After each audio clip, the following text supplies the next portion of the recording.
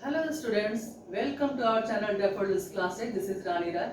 Students, in the previous classes we were learning tense and we had finished present tense and past simple. Today we are going to learn past continuous. Students, past continuous tense को पहचानना बहुत ही आसान है. Past continuous tense का definition अगर हम देखें तो past continuous tense refers to an action which was in progress at a certain time in the past.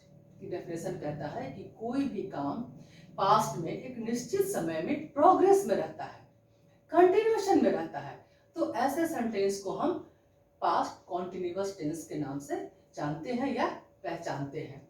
और दूसरा तरीका पास्ट कॉन्टिन्यूअस टेंस को पहचानने का है जो कि बहुत ही सिंपल है। जिस भी सेंटेंस में वर्ब के साथ रहा था, रही थी या रहे थे अगर रहे, तो वैसे सेंटेंस को हम पास्ट कॉन्टिन्यूअस टेंस के रूप में पहचानते हैं। एग्जाम्पल अगर हम देखें तो Dhoni was playing cricket, Dhoni cricket खेल रहा था।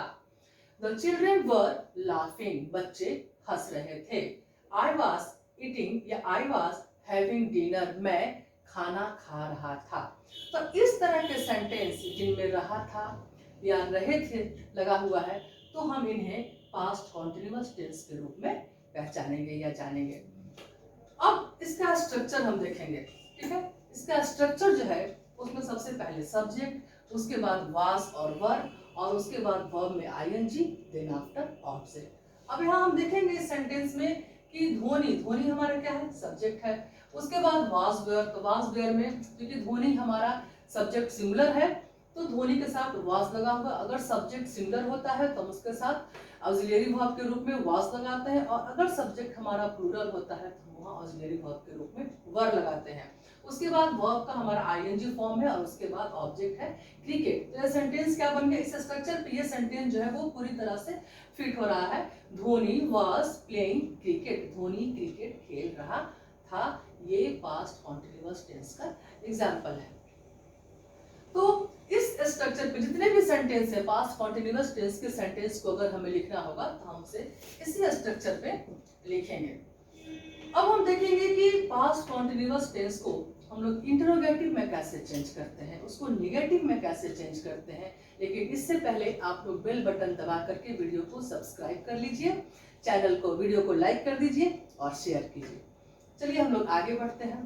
अब हम लोग सीखेंगे कि पास्ट कॉन्टिन्यूअस टेंस को इंटरोगेटिव फॉर्म में कैसे लिखते हैं। किसी भी सेंटेंस को अलग अलग टेंस में अलग अलग तरीके से लिखा जाता है, अलग अलग सेंटेंस में अलग अलग तरीके से लिखा जाता है।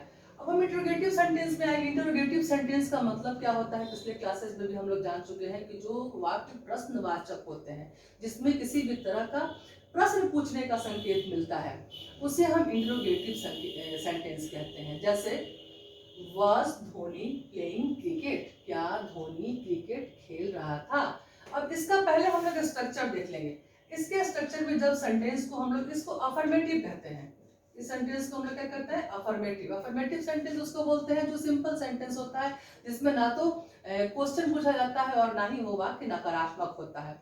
ऐसे सेंटेंस को जो अफर्मेशन में होता है, यस में होता है, किसी भी चीज को वो सेंटेंस जो है वो स्वीकार करता है कि वो खेल रहा है, वह जा रहा है, ठीक है, वह सो रहा है, वह पढ़ रहा है। तो इस तरह के सेंटेंस को हम लोग अफर्मेटिव सेंटेंस कहते हैं। और यहाँ हम लोग अफर्मेटिव सेंटेंस को इंटरोगेटिव सेंटेंस में चेंज करेंगे। कैसे चेंज करेंगे, किस तरह से चेंज करेंगे, ये आइए हम इस स्ट्रक्चर के माध्यम से हम जानने का प्रयास करेंगे। तो सबसे पहले हमारा ये स्ट्रक्चर कहता है कि जब भी अफर्मेटिव सेंटेंस को इंटरोगेटिव में चेंज करना हो तो हम ऑक्सिलरी वर्ब को सबसे आगे ले आते हैं।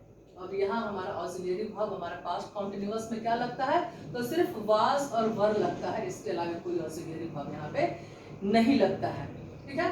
अब एक चीज और हम आप लोग को बता दें कि जैसे मैंने पहले बताया था कि हमारा सब्जेक्ट जब सिंगुलर होता है तो हम वाज लगाते हैं, और जब हमारा सब्जेक्ट प्लूरल होता है तो हम वर लगाते हैं। लेकिन यू एक ऐसा सब्जेक्ट है, यू एक ऐसा प्रोनाउन है जो सिंगुलर में भी हम लोग उसके साथ वर लगाते हैं और प्लूरल में भी हम उसके साथ वर लगाते हैं, क्योंकि यू, तुम के लिए भी हम लोग यू का ही इस्तेमाल करते हैं और तुम लोग के लिए भी हम लोग यू का ही इस्तेमाल करते हैं। इट मीन्स कि यू मीन्स तुम भी और यू मीन्स तुम लोग भी।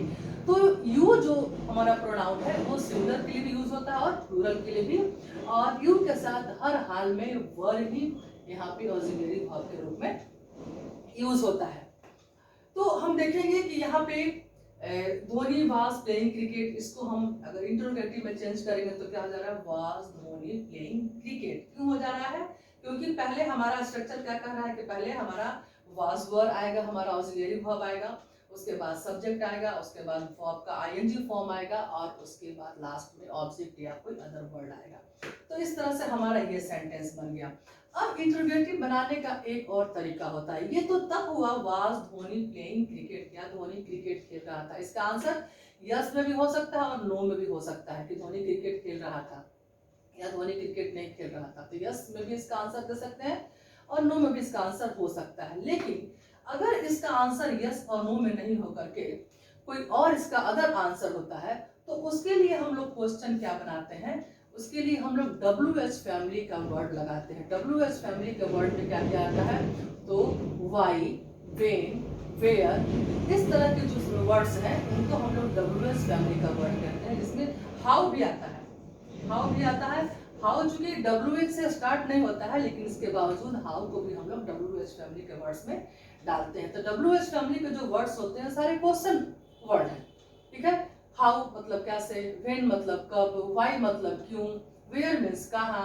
तो इस तरह के सेंटेंसेस को हम बनाते हैं जब आंसर यस या नो में नहीं होता है। तो हम इसको कैसे बनाएंगे, तो अगर मान लिया कि हमको लिखना है कि धोनी क्रिकेट कहाँ पे खेल रहा था, ठीक है, तो हम क्वेश्चन क्या बनाएंगे, यहाँ पे क्या लगाएंगे, वेयर लगाएंगे, ठीक है, वेयर, और उसके बाद वाज हमारा ये स्मॉल हो जाएगा W। तो where was Dhoni playing cricket, Dhoni cricket कहाँ खेल रहा था, यानी कि किस स्टेडियम में खेल रहा था, ठीक है, वानखेड़े में खेल रहा था, ईडन गार्डन में खेल रहा था। तो इसका आंसर यस या नो में नहीं होगा। मान लिया हमको कहना है ईडन गार्डन, तो ईडन गार्डन तो यस या नो में आंसर नहीं हो रहा है, कोई ना कोई वर्ड हमको यहाँ पर उसके लिए देना होगा या सेंटेंस देना होगा। तो इस तरह से भी हम WH फैमिली के वर्ड्स को लगा करके भी हम इंटरोगेटिव बनाते हैं।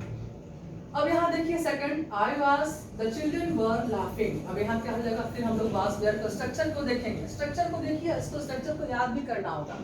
स्ट्रक्चर को फिर हम देखेंगे तो यहाँ पे चूंकि चिल्ड्रन हमारा प्लूरल सब्जेक्ट है, यहाँ जो हमारा सब्जेक्ट है, सब्जेक्ट हमारा नाउन भी हो सकता है और प्रोनाउन भी हो सकता है। चूंकि यहाँ पे चिल्ड्रन नाउन है और प्लूरल नाउन है, तो जब सब्जेक्ट प्लूरल होता है तो उसके लिए हम लोग वेयर लगाते हैं, वर लगाते हैं। तो वर द चिल्ड्रन लाफिंग, क्या बच्चे हंस रहे थे।